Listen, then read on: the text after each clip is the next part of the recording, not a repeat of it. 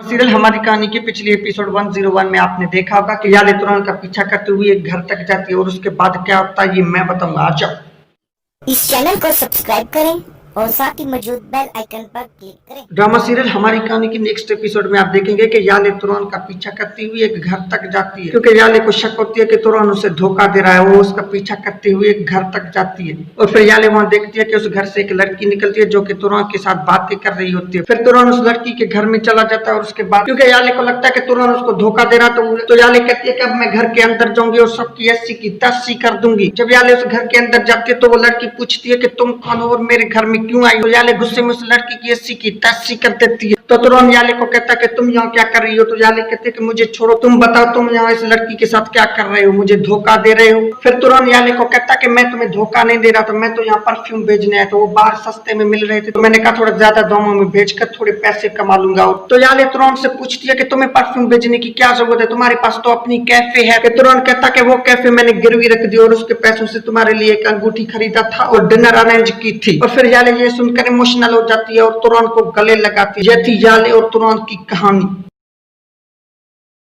आज के लिए इतने। अगर वीडियो पसंद आए तो like, subscribe and bell icon on कर देना। मिलते हैं एक न्यू वीडियो के साथ।